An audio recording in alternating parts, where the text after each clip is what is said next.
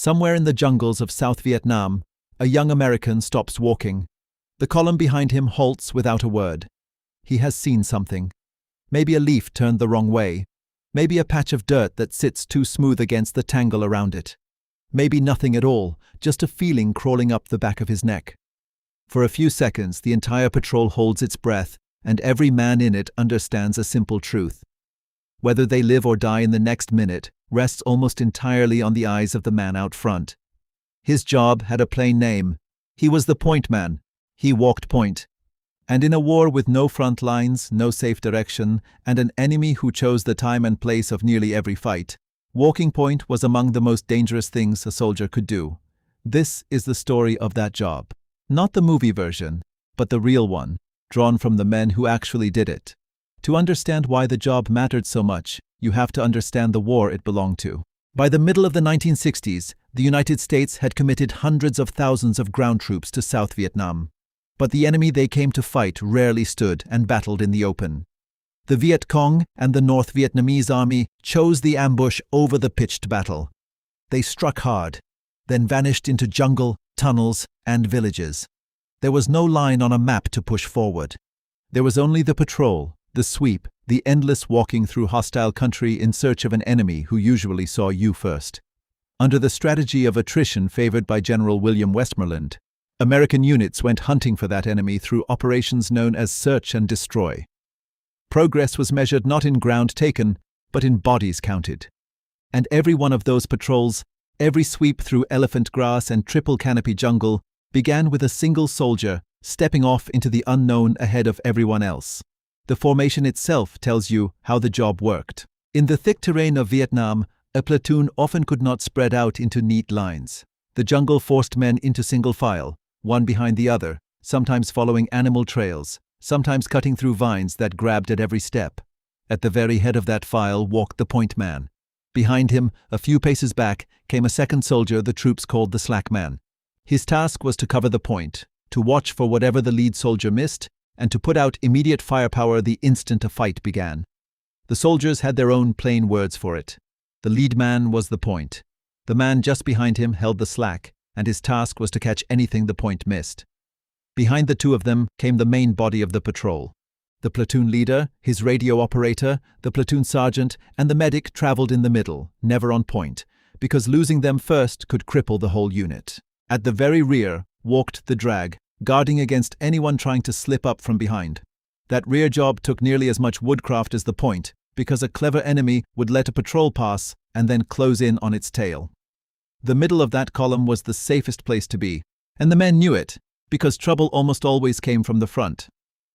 There is a detail here that the movies always get wrong. The point man did not hack a path through the jungle with a machete. Swinging a blade made noise, and noise got men killed. The historian Max Hastings described it well. The leader did not break trail. He advanced with total watchfulness and left the cutting of vines to the men behind him. The point man's whole body was a listening instrument. His hands stayed on his weapon, not on a machete, and his eyes stayed on the ground and the green ahead. When the brush grew too thick to pass, the column would rotate a fresh man forward, because the strain of leading wore a man down fast, and a tired point man was a dead one. Robin Bartlett, a young lieutenant who led a rifle platoon in the 1st Cavalry Division, left one of the clearest accounts of how his point men worked. The point and the man covering him walked ahead of the rest of the platoon, moving slowly and carefully, weapons loaded and switched to full automatic. They held their rifles ready and could fire in a split second. They walked far enough forward that a sudden burst of gunfire would not catch the whole platoon in one killing zone, but close enough that the rest of the men could rush up to help. Everything about the spacing was a calculation about survival. There is a popular image of walking point that needs correcting because it gets the truth almost exactly backward. In movies and in barracks legend, the point man is the terrified new arrival, the green replacement shoved to the front because nobody else wanted to die there. In the best units, the opposite was true. A good point man was often one of the most skilled soldiers in the platoon, and putting an untrained newcomer out front was understood as a way to get everyone killed. The soldiers of the 25th Infantry Division did not put green replacements on point. They leaned on experienced point men, and only after weeks in the field would a seasoned soldier walk a new man forward and begin teaching him what to look for. The honest picture, though, is messier than any single rule, and the men who were there do not all agree. Some units did break in their new arrivals on point. One soldier in the 1st Cavalry Division recalled that when he first got there, he was made a point man for his rifle squad, because that is simply what they did with newcomers at that time and place. In the same breath, veterans of other units insisted they would never dream of putting a cherry out front. The reality is that practice varied enormously from unit to unit, from one commander to the next, and across the long years of the war. There was no single army-wide rule that settled who walked point. There was only the judgment of the men in each platoon about who could be trusted with everyone else's life. What the best point men shared was not rank or time in country, but a particular kind of eye. Again and again, the same background surfaces in the accounts. The finest point men were often hunters. Bartlett noticed it clearly.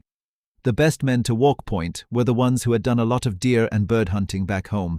They knew how to move quietly through brush without snapping every twig, and they could watch the world ahead without staring down at their own feet the whole time. A Marine named Mick Lyons put it in his own words.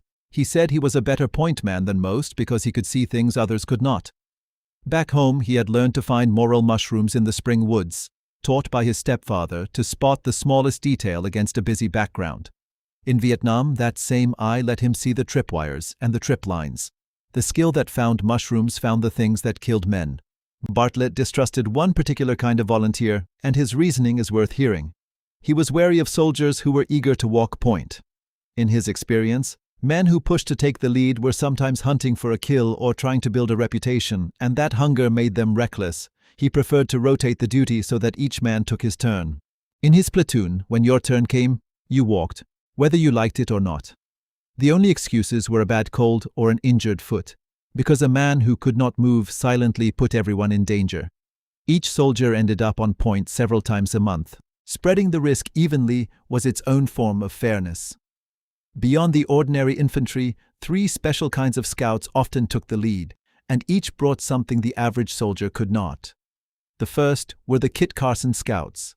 These were former Viet Cong and North Vietnamese fighters who had surrendered under an amnesty program the South Vietnamese government called Open Arms. Once they changed sides, the Americans employed them as scouts, guides, and interpreters. The Marine Corps created the program, and it was formally approved in late 1966, named after the frontier scout Kit Carson. These men knew the enemy from the inside. They knew how the traps were laid, how the ambushes were sighted, how a unit on the move betrayed itself. In the 9th Infantry Division, they were called Tiger Scouts. In one Marine division, the training school for these scouts was run by a communist defector who had risen to sergeant major before he changed sides. He lectured his American students on mines, on booby traps, on snipers and ambushes, and on how to spot and disarm each one.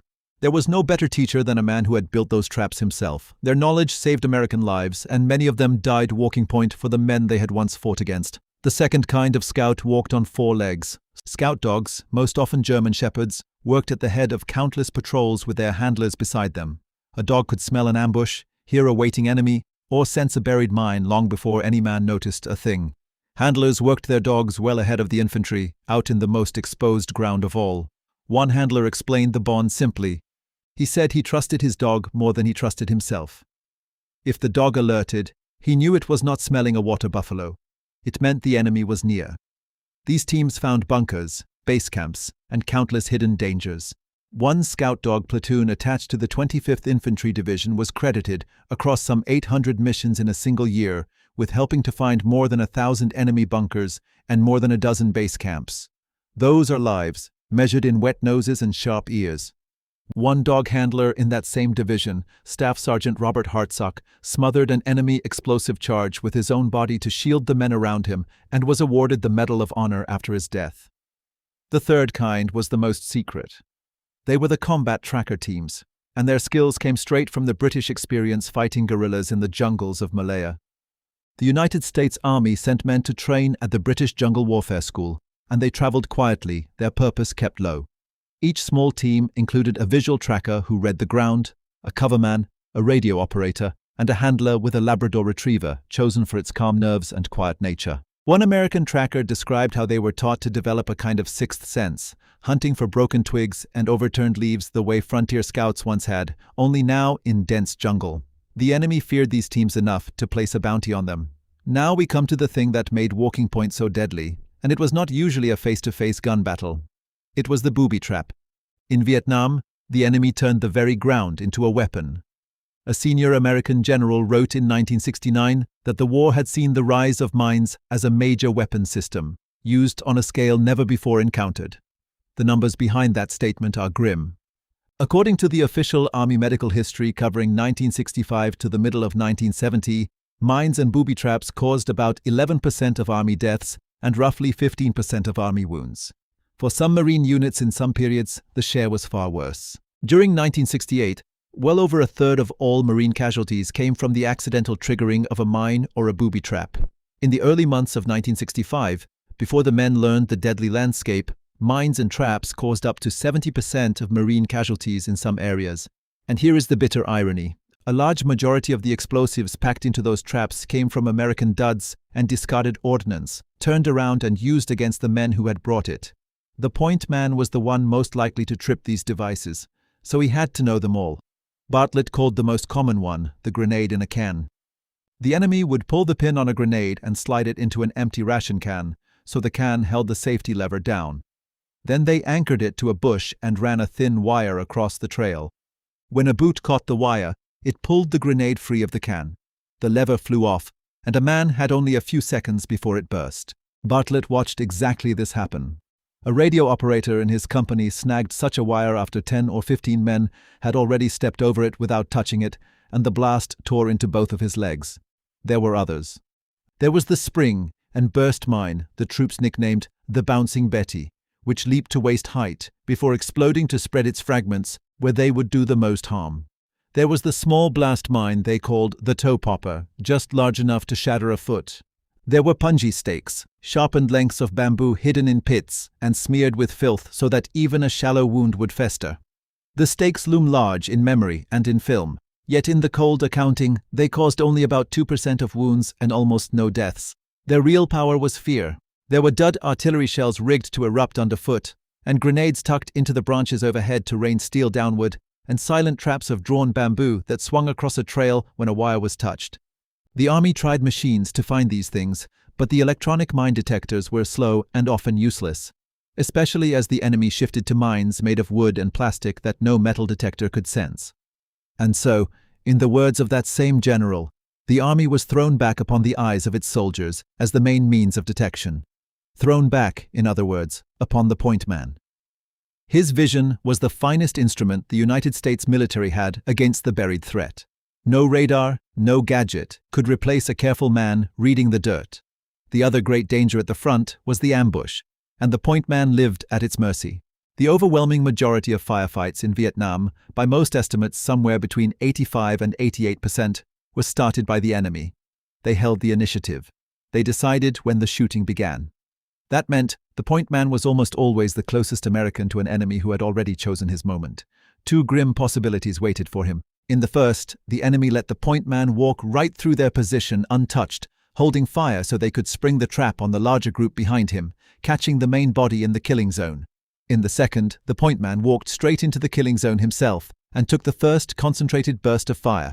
An Australian study of jungle combat noted why that opening burst was so lethal.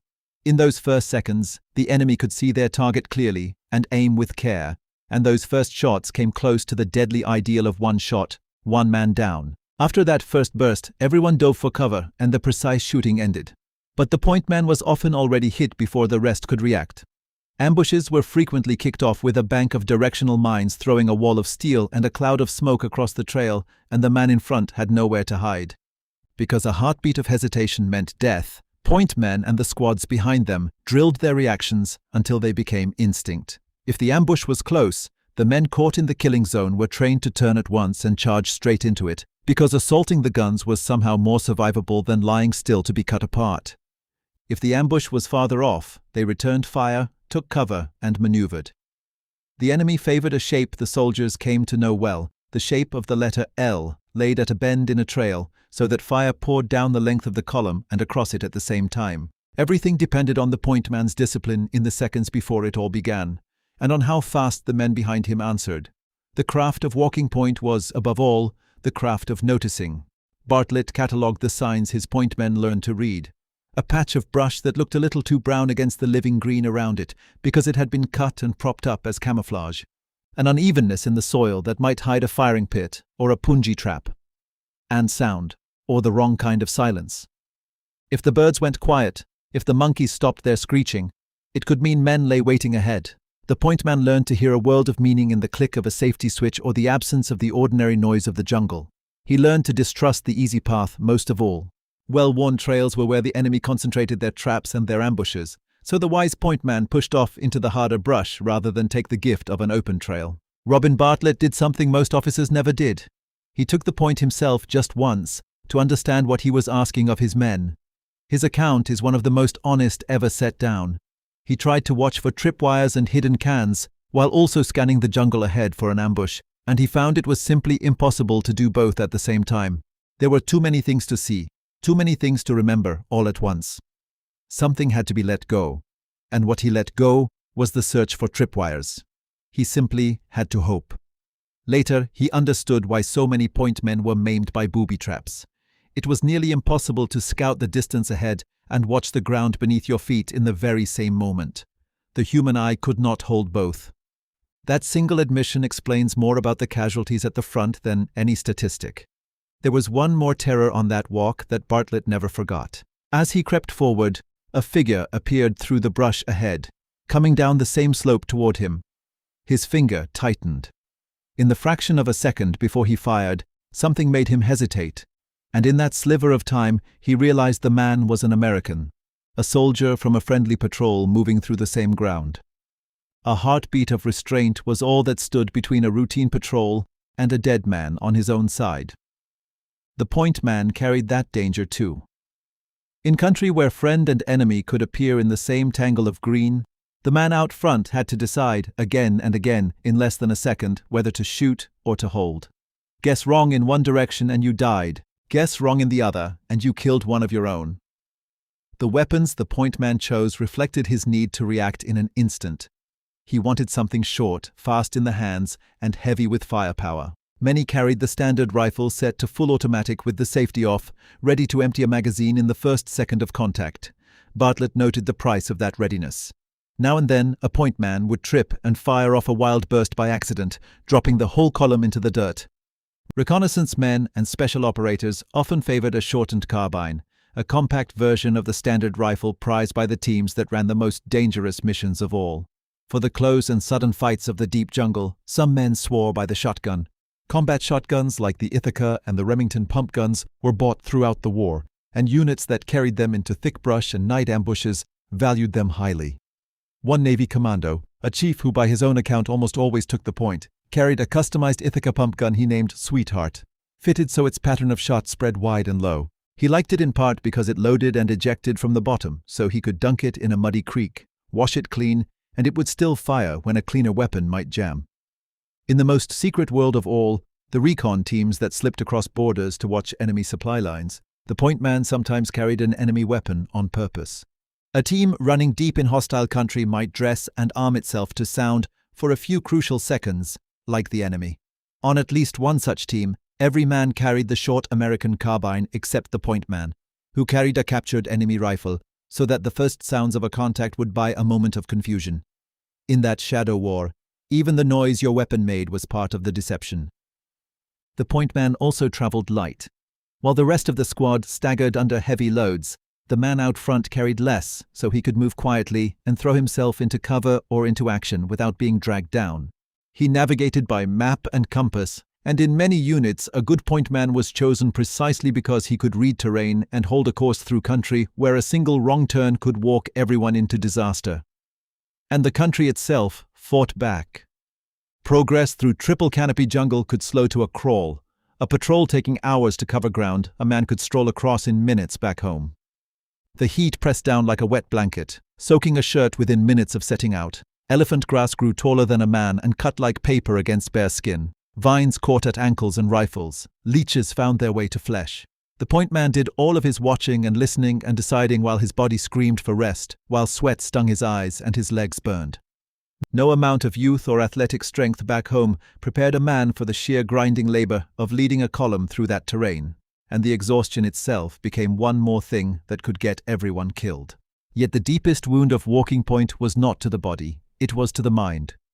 Bartlett's description of his single turn on point captures it better than any clinical account. He was all alone out in front, nothing but jungle before him, and the fear washed over him in waves. He felt as though hundreds of unseen eyes were fixed on him at once. He tried to focus, tried to move with care, but he could not get his own heart to slow down. He jumped at the cry of birds and the chatter of monkeys. His hands ran so slick with sweat that he was afraid of dropping his rifle. He came back from that walk with a new and lasting respect for the men who did it day after day, and for the raw courage the job demanded. A point man in the Airborne wrote a few plain lines that hold the whole weight of it. On his shoulders rode the lives of the brothers behind him. He could not let them down. One small thing missed could be all their obituaries. The job, he wrote, was not for everyone. A sixth sense was a must. That is the strain no medal ever measured.